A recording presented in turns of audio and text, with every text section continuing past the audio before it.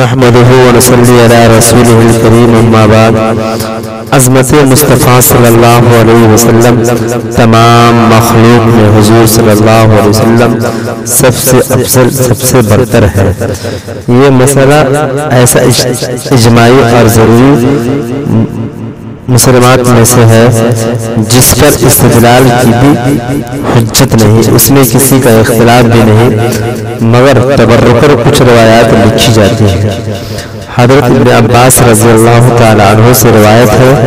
کہ رسول اللہ صلی اللہ علیہ وسلم نے فرمایا کہ میں اللہ تعالی کے نزدیک تمام اولین و آخرین میں زیادہ مکرم ہوں۔ حضرت انس رضی اللہ تعالی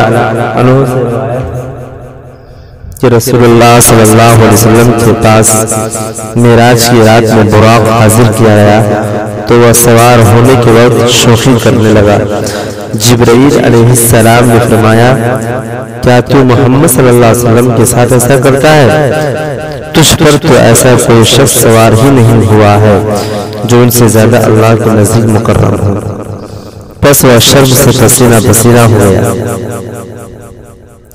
حضرت ابن عباس رضی اللہ تعالیٰ عنہ سے روایت ہے کہ انہوں نے فرمایا اللہ تعالیٰ نے محمد صلی اللہ علیہ وسلم کو تمام انبیاء پر فضیلت دی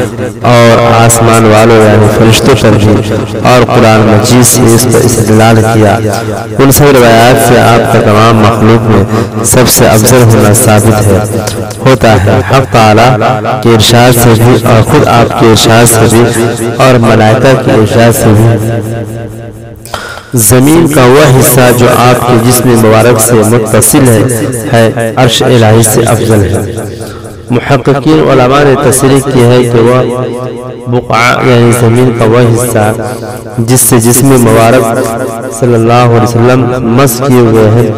عرش سے بھی افضل ہے، کیونکہ عرش پر معاذ اللہ حق تعالی شانہ بیٹھے ہوئے نہیں ہیں۔ اگر بیٹھے ہوئے ہوتے تو بے شک وہ جگہ سب سے افضل ہوتی، مگر خدا تعالی مکان سے پاک ہے، اس لیے عرش کو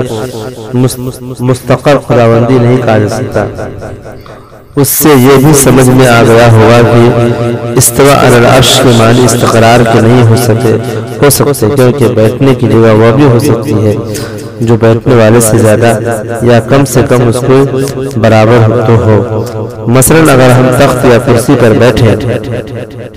اور اس کے اوپر ایک تنکا پڑا ہوا ہو تو یہ نہیں کہا جا سکتا کہ ہم تنکے پر مستقل ہوئے، کیونکہ اس کو ہم سے کچھ بھی نسبت نہیں، اس لیے وہ ہمارا مکان نہیں بن سکتا۔ بس اسی طرح عرش بھی خدا تعالیٰ کا مکان نہیں بن سکتا، کیونکہ اس کو حق تعالیٰ سے وہ نسبت بھی نہیں جو رائی کے دانہ کو ہم سے ہے۔ اسی دلیل سے واضح طور پر معلوم ہو گیا کہ استواء علی العرش کے معنی بیٹھنے کے ہرگز یہاں نہیں ہو سکتے۔ جب یہ ہے کہ تو عرش کو تو حق تعالیٰ کے استقرار کی وجہ سے دوسری جگہوں پر فضیلت نہیں کہ وہ بقعہ شریف رضا مبارک سے وہ افضل ہوتا، بلکہ عرش کو صرف اس وجہ سے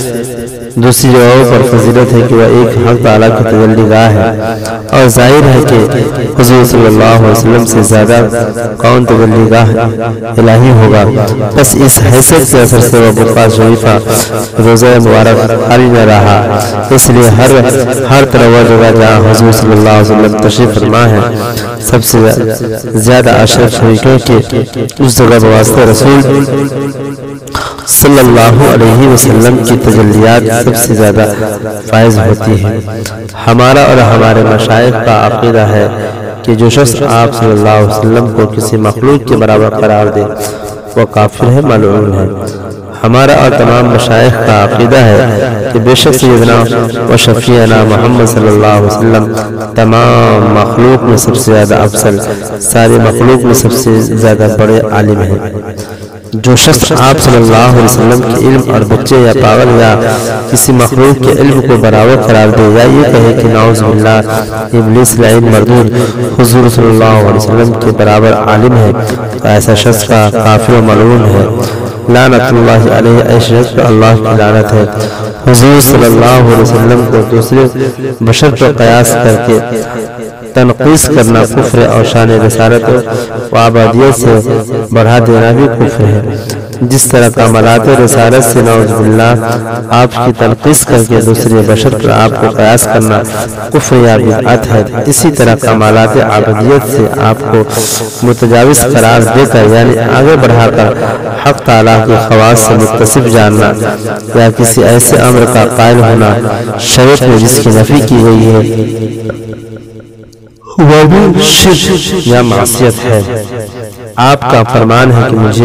مجھے حد سے آگے نہ بڑھاؤ، میری تعریف میں غلو نہ کرو۔ حضرت عمر رضی اللہ تعالی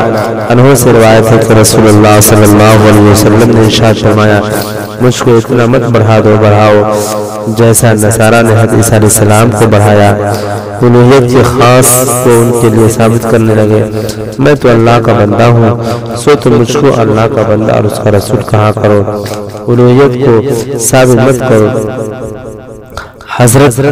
عبداللہ ابن مسعود رضی اللہ تعالیٰ عنہ سے روایت ہے کہ رسول اللہ صلی اللہ علیہ وسلم نے نماز کے اندر سہو ہو جانے کے متعلق فرمایا کہ میں بشر ہوں، جیسے تم بھولتے ہو میں بھی بھولتا ہوں، سو جب میں بھول جاؤں مجھ کو یاد دلا دیا کرو۔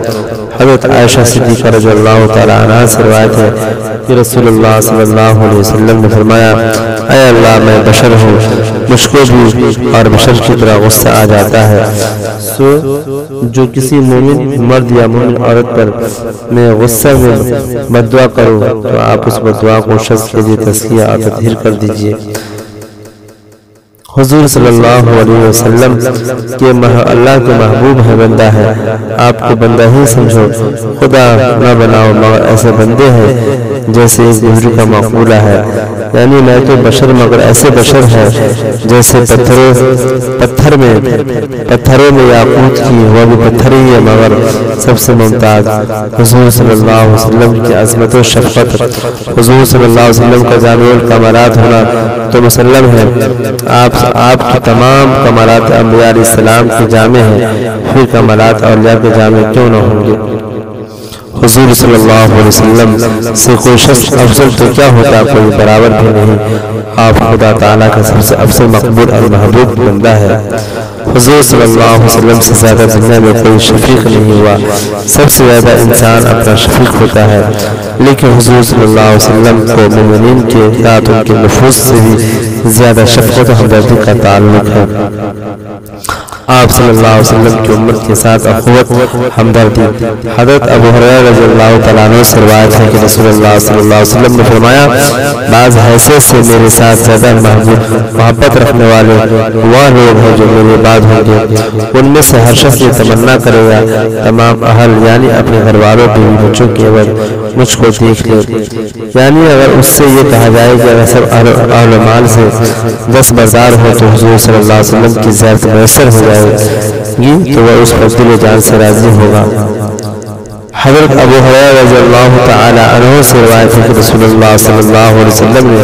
ارشاد فرمایا کاش ہم اپنے بھائیوں کو دیکھتے۔ صحابہ نے عرض کیا یا رسول اللہ کیا ہم لوگ آپ کے بھائی نہیں ہیں؟ آپ نے فرمایا تم تو میرے دوست ہو اور میرے بھائی وہ لوگ ہیں جو ابھی نہیں آئے یعنی بعد میں پیدا ہوں گے۔